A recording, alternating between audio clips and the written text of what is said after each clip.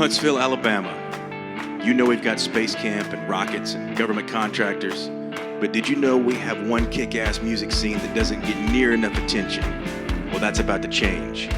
Welcome to Uprising, a podcast about the people that make Huntsville's music scene so cool. Hosted by me, Bill Fowler, Huntsville native and lifelong musician. So strap on that guitar, flip on that amp, and crank it all the way up. You've just joined the Uprising. Hey, Ellie. How are you? Pretty good. How about you? I'm really good. I'm so good that we're not outside. Yes. We're here at Welcome to Uprising. I'm here with Ali Free, and I'm really excited about not only just being here and being here with you is because when I started doing this, which was mid-April, I had this mental list of people that I wanted to talk to initially, and you were on obviously the very short list, and you and I have been trying to get in this place to do this thing for a very long time. And now, look, here we are. And it's because you are incredibly busy, and it's because I am incredibly busy. You are incredibly busy as an artist and as a person who is working the blood, sweat, and tears for your craft and so on. A very romantic story.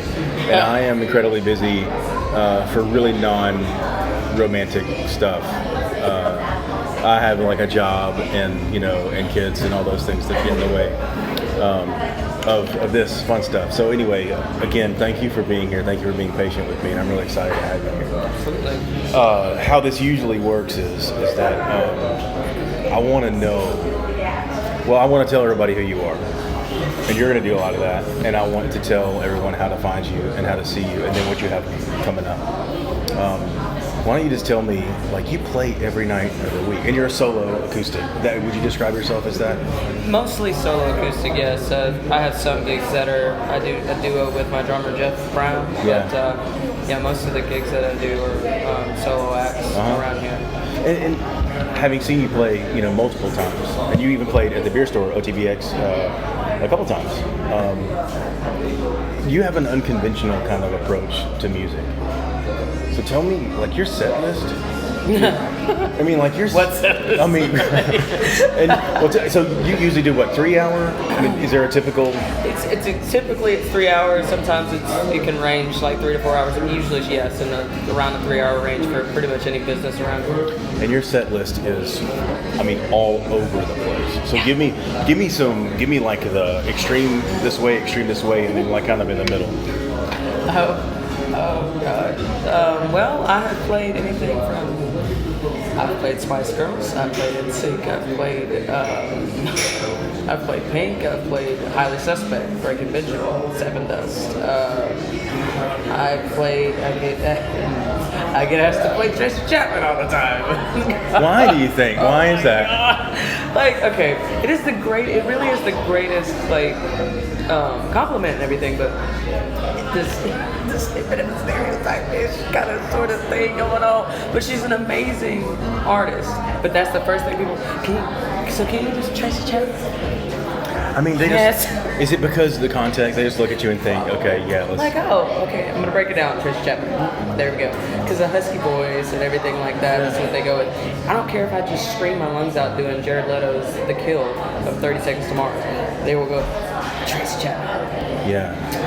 Well, okay, and do you play to the environment? Because sometimes you'll play a room that is loud, and you'll play a room that's listening to you, and then you'll play a room that's quiet. And I prefer loud sometimes. I like to play to a crowd that's actually listening, yes, but it's actually kind of a challenge in a way. If you play in a room that's just loud and nobody's really paying attention, and in a bar you expect that people are going to be having a good time and drinking and everything, which is great. Yeah. But that's when you get the opportunity to interact with the crowd and get to know your audience and get to gain another fan base that way. So I was playing at Beauregard's. I play Beauregard's every other Sunday for lunch.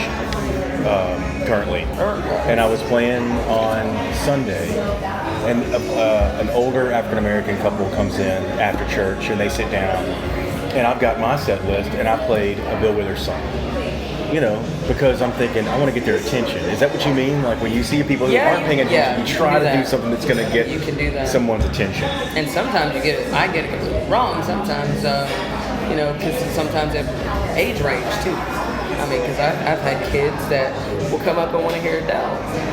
And of course now, as you just went to a Billie Eilish concert, they asked for Billie Eilish. And I'm Right. like, well, you can't play Billie Eilish. Right. In some places. Right. But, I mean, phenomenal artist, phenomenal music, and that's normally what, like, the younger people want to hear now Yeah. is Billie Eilish. So I played that, Taylor Swift, some others, and then older couples have come in before, and I'm thinking I'm gonna play some Temptations, I'm gonna play Bill Withers, I'm gonna play, some Etta James, I'm gonna, something like, back Motown. I'm gonna play some Motown. Yeah. And then they completely throw me off and say, can you play some Leonard Skinner or something? Huh? Sure. And you do. Yes. Wait, I think that's what's I amazing get excited about your, when they do that, man. What's amazing Yeah. about the presentation, and I'm gonna say, I think I oh, we dropped lost a mic. Dropped it. And we're back. What's cool about your product and your presentation is that you can do any of those things. People can walk up and say, "Hey, well, can you do some Leonard Skinner?" Followed by, "Can you do some, anything, Tracy Chapman?" And you got it. It's that classic rock, it's always a mix-up, but I like it that way. I like not playing the same thing all the time. Yeah. I think that's why I kind of set list, because you get complacent, you just play the same thing over and over. Sure. Well, and I think one of the reasons why I was really eager to talk to you is because that you're not just a set list of cover songs. Yeah. Like your stuff, the stuff that you write and that you're writing is really quality. Help me understand and help people who come to see you understand what it means to be able to pay your bills as someone who can throw out some Sweet Home Alabama when necessary, but someone who it's necessary in some environments. It is. But you've also got you got something else going on, and you need to express that, and you do that every time you play. You've got your music blended in. Tell me about how does that work in your head? How do you do that? Manage that?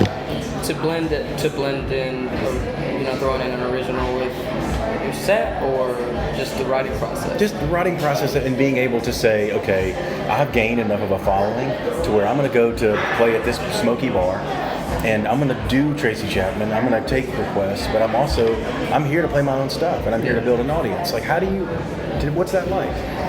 Basically, I mean, you get their attention first. And once you get their attention, you go, okay, guys, for the next set, I'm going to play a few originals and see if you guys like it. Once they have something, an artist that they like to compare your voice to, because people want to hear what they know at first. But then once they hear what they know and they hear you do it, they hear you do your own rendition of it, and they like it, and then they love your voice, then do something that comes from you so that they get to see you. Instead of just the artist that they love, they get to see you as an artist. And I think doing it that way will open them up to your originals faster than just throwing your originals out there first. So, speaking of originals, you've got stuff out there. I can go listen to it right now. How can I find Allie Free? Where can I listen to your stuff right now? As of July 16th, the album itself will be released. I will be actually doing a CD release party at Humphreys Bar and Grill. Now, which is currently not open. And they are to be next week. Okay, July 16th. July 2nd. Listen, remind me before we stop doing this. July 16th. We'll go over that again. But I can come. Can I come to Humphreys? Can anybody come to Humphreys to your CD release party? Okay, great. There's no tickets or anything like that. You just show up.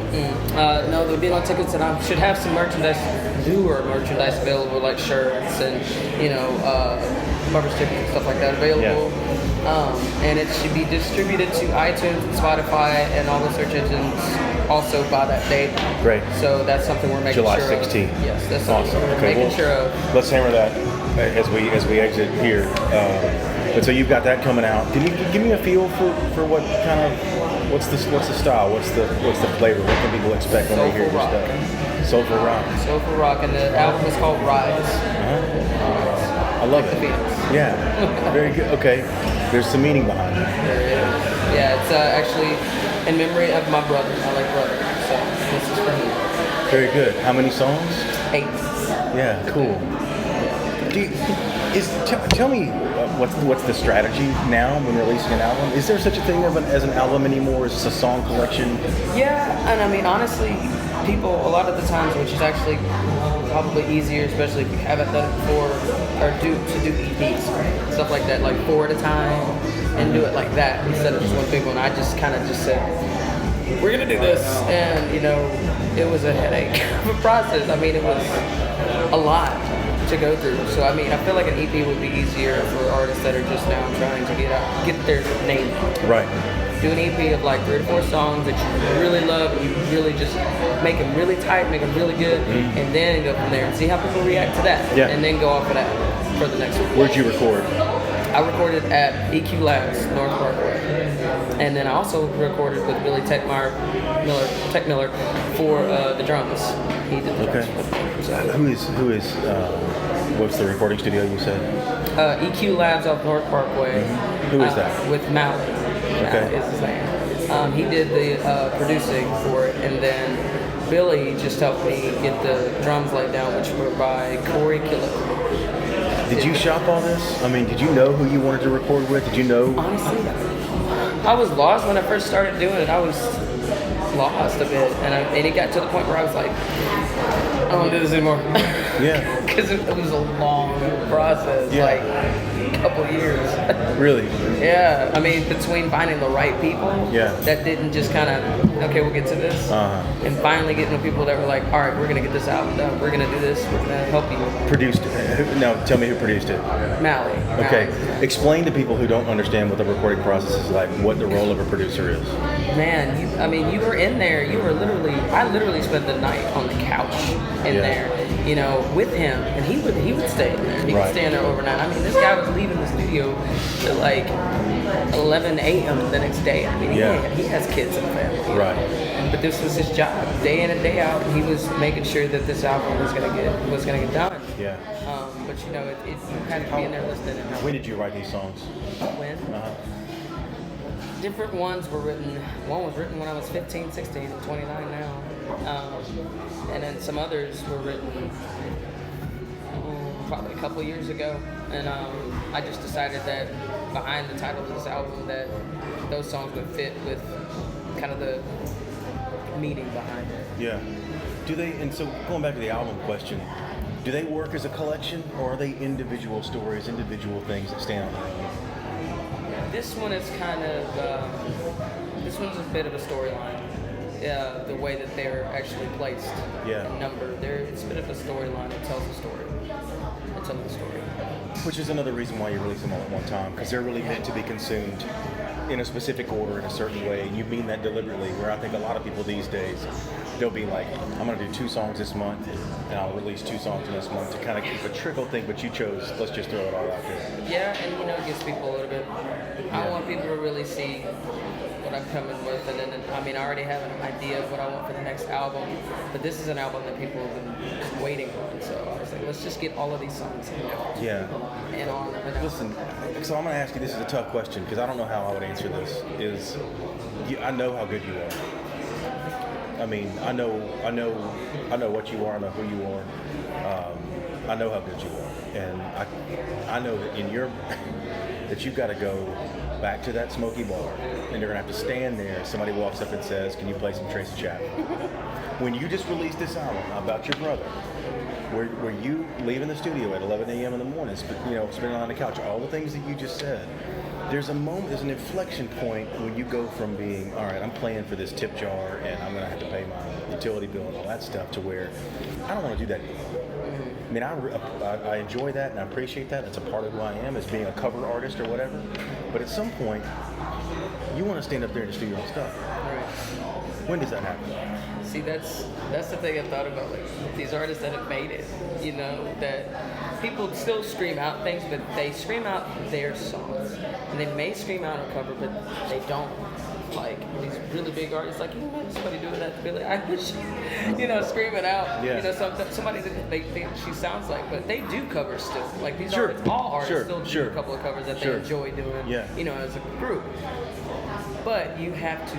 It's just about establishing yourself, and more you drive that home, the more and more people really see you. Because I'm gonna be raw no matter what. I will be truthful at my gigs. People have seen me cry on stage. Yeah. I'm going to be raw and tell the truth and tell the story. It's Yeah. about being free. That's my slogan, is be free. Yeah. And that's what you have to do. Because, I mean, if you don't tell the truth, then what are we teaching these kids? Sure. What are we teaching these people? Okay, this is a rhetorical question. I mean, there may not be an answer to this, but like, does your audience decide, or do you decide? I decide. Decide who you are. You decide. When I stop doing Brown Eyed Girl, I mean, I know you don't know that. I mean, like, your set is amazing, and like I've seen you play. You play yours. You play other people's stuff, but you play them in your way. I mean, it's Right. not like you're up there trying to sound like somebody else. When someone says, "Hey, can you play whatever?" you do it the way you do it. You spin it your way Yeah. before you make it your song. Right. But at some point, your set list is going to be 99% you. And is that a decision that you make, or a decision that your fans kind of drive? You kind of get it to the point. It's kind of 50-50, really. It's like a relationship. It's supposed to be. Yeah. 100 and 100 there. But just, you show your audience that, you know, this is something that, you know, I want to be. This is the person that I am. And it's like, people want to hear, they crave to hear new songs from their favorite artist, and you have to get it to the point where you're writing music like that. Yeah. So that means put it all out there. Mm-hmm. Don't sugarcoat anything. I think that honestly is the key right there. Yeah. Is to be raw and Yeah. be real, and that's what makes people like, I want more of this. I want more of this. I want to feel more of this, because there's not enough feeling in music these days. That's why people say so much. I keep saying Billie Eilish because I love her, but she takes a chance. She's 17 and she's writing songs that make you kind of put Yeah. that out there. She doesn't care. She's who she is. Listen, I have a 13-year-old daughter, okay, who doesn't care about much of anything. And if you can make her care about something, music is how you do that. Yep. And if you can make a 13-year-old kid care about something bigger than themselves, Yeah. no offense, Margaret, I mean, you're a deep kid, all right? But seriously, I mean, if you can make a 13-year-old kid feel something deeply, that's what music has always done. Yeah. Billie Eilish is just the next. She was great, by the way. I'll tell you all about it. Okay. Where are you from? I'm from here. I was born here. My mom's from Pittsburgh and my dad's from Boston. You're so popular. The flies are even loving you. I showered. Okay, let's get that out. Were you raised in a musical house? No, actually, my mother's the one that raised me, but she was an artist. She is an artist still, but she taught art for 30 years, so she was more of that side of things. Whereas I really don't know who was musically inclined. I know my dad played the sax way back when, but never around me. So. Because I was raised in a musical family, but at some point in my growing up, I went, you know, like, we listened to what you would expect. A lot of, I guess, top 40 country, you know, stuff. And then my mom was really not a huge music fan. So, but when at some point something clicked with me, and I love all music. Like, I listened to the Beatles, and I loved Motown. Like, I just love Motown. I got into, like, Public Enemy. Like, I was a huge Public Enemy fan. So I was all over the place. And so what I'm saying is, like, your catalog, like your set list is incredibly rangy. Yeah. Why? I guess because of what I've been around. My mom is very eclectic. I mean, it's art. I mean, I just love art. We both are like that, and that is a broad range of things. I hear music in everything, and that's why I like a very different variety. I get bored on one thing. So music, you're allowed to have a plethora of choices. Yeah. I listen to everything from opera to heavy metal. Like, I just like the different sounds that you get and the different emotion you get in each one. And you're a very gifted and accomplished guitar player. Thank you. I would not say that, but thank you. Why guitar? Like, where did that start? Anthony Sharp, actually from Toy Shop, actually was my guitar teacher when I was 16. Yeah.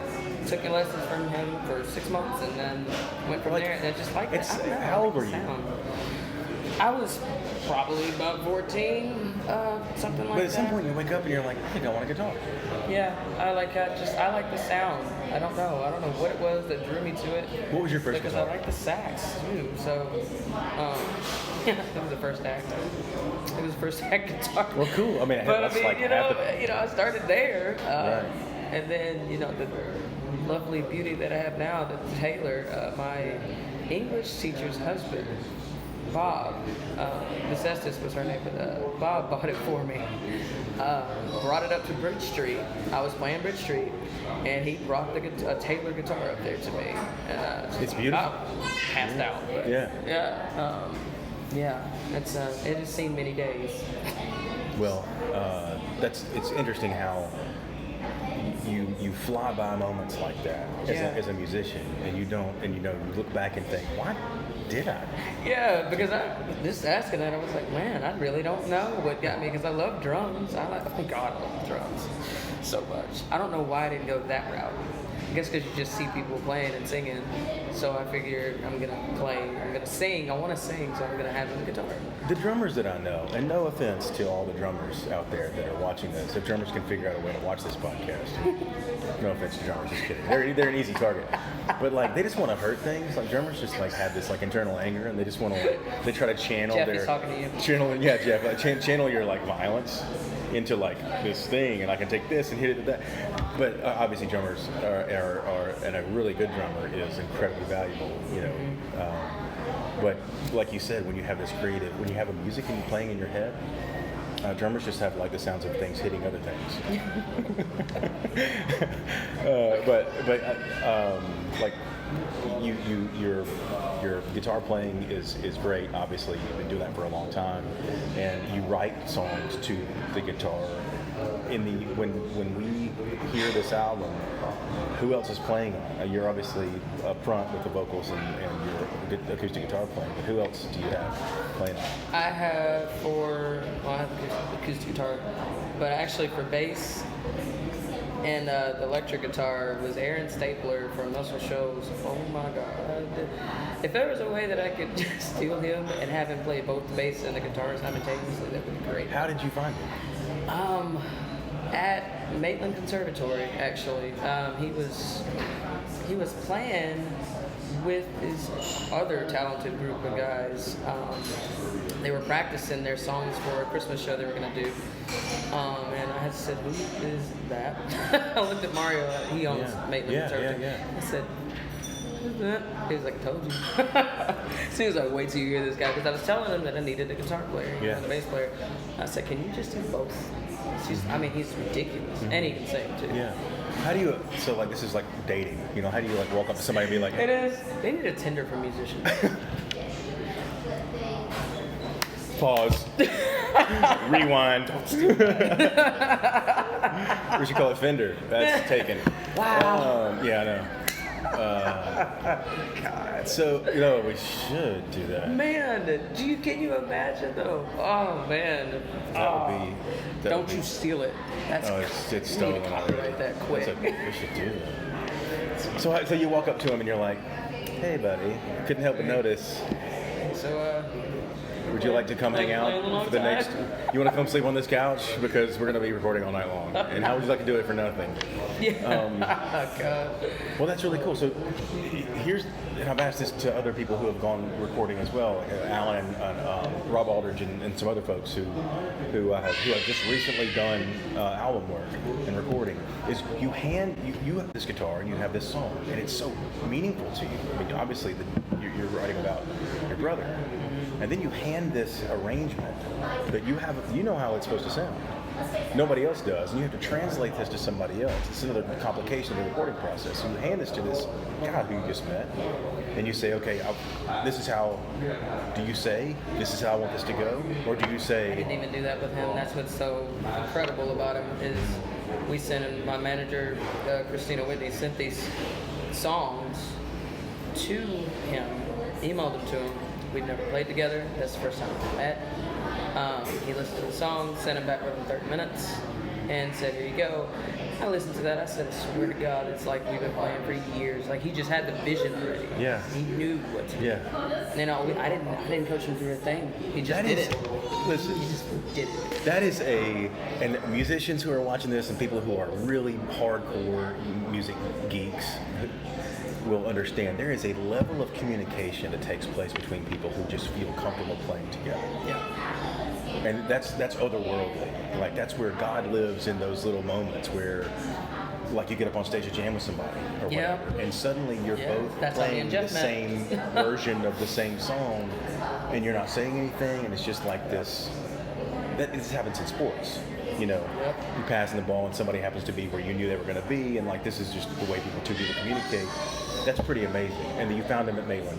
Yep, I did. I mean, it's like with anything. That's the beauty of it right there. With anything like that, anything in the arts, whether it's martial arts, whether it's dancing, whether it's with music or anything like that, you have to be, and in sports even, you have to be in tune with the person. If you're in tune with the person that you're partnered with, or that you're playing with, or that in any type of way, that is going to be an incredible project. Period. You don't have to say anything. You just go.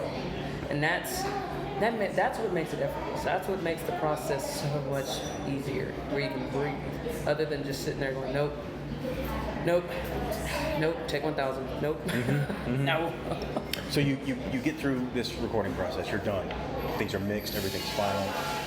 What's left? Just getting it to Spotify and that stuff. Waiting on it to all be just put out there, basically approved and put on those platforms, and to get the copies back. Yeah. So.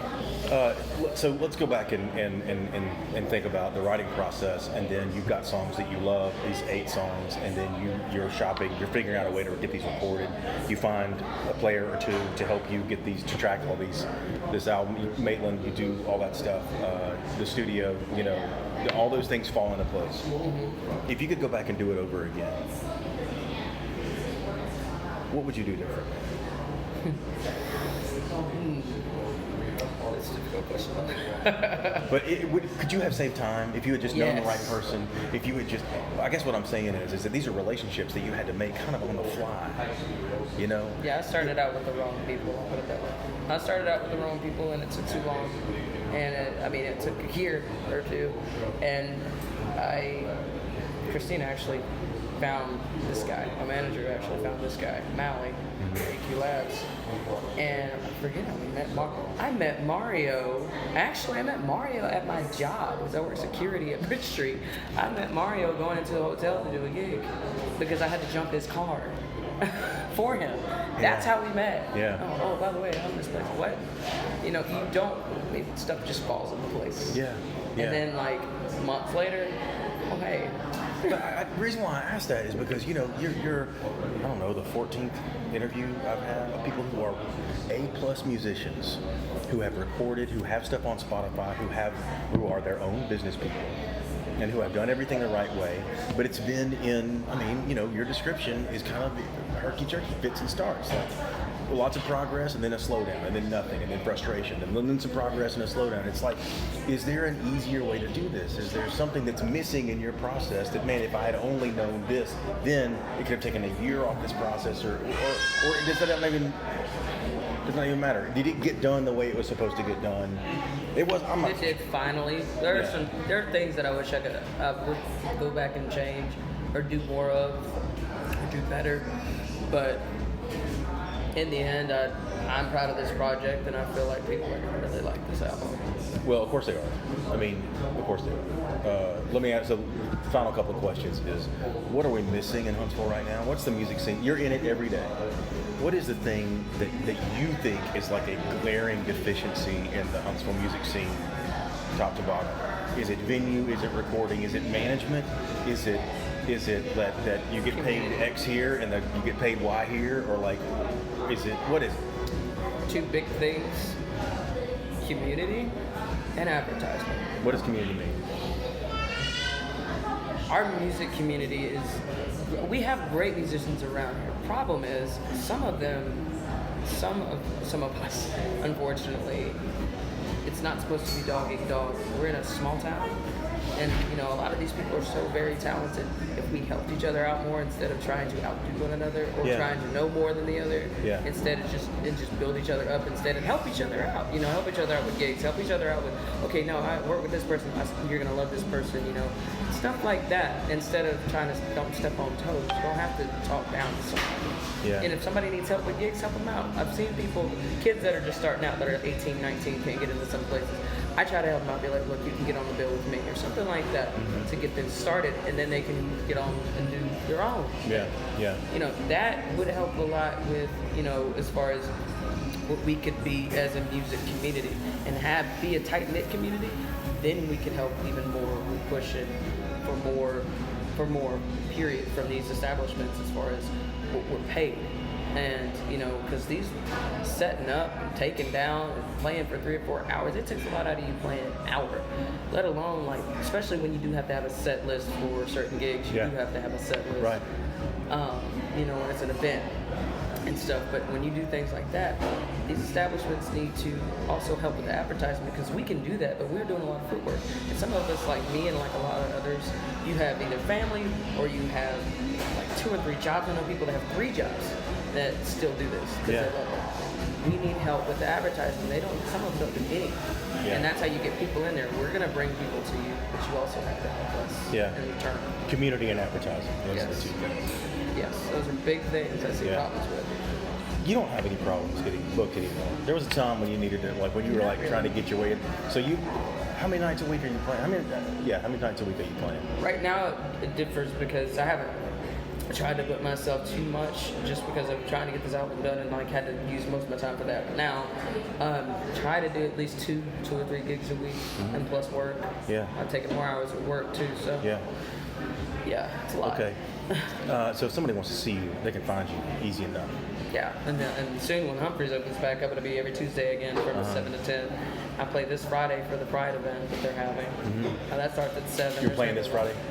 Gonna be a lot of great musicians there. Where is it? Lumberyard. Okay, great. From when to when? I think it starts at 7, and I think it goes to 11. Okay. There's an event page on Facebook for that, I would assume. Yes. And then your Facebook page, someone can just Google Facebook Alley Free and they'll see. And YouTube. YouTube also. I'm also on YouTube. Yeah. Okay, great. All right, man, I knew you had something coming up, and I'm glad it's coming up soon because we need to talk about that. It's July 16th. It's going to be at Humphreys. It's going to be your CD release party. And this is CDs. Like, people are still rolling out CDs. It's been out. But then on that day, presumably, we get to go to Spotify too. I really hope that's when they're going to have everything out by then. So. Okay. And I'll make an announcement and stuff like that before, just so they can keep watch on my Facebook and my Instagram to where I'm going to do all of that so they won't miss it. I might do 2, depending. I might do 2, so I might do one there and another place. Okay, we'll watch for that. Listen, so let's do this and definitely do this. Let's let the album come out, and then on July 16th, and then maybe a couple weeks after that, let's get back together because I want to get a chance to really listen to it, and then let's get back together and talk let's nerd out on some music. Okay. Okay. Sounds great to me. Alley Free, God, just the greatest. I mean, just the freaking greatest. Go see her. You're gonna love. I mean, here's the thing. You're gonna go to like some place wherever you play. I'm not gonna say anything about some places, all right? But you play some great places. But you're gonna go and you're gonna sit down and be like, oh, that's Allie. I saw her on Uprising. And then you're gonna be sitting there eating your wings or whatever it is you're doing, and you're gonna be like, that's probably the greatest thing I've ever heard in my life. This will happen because she's that freaking good. All right, you're awesome. Thank you so much, Alley Free. Goodbye. I got emotional.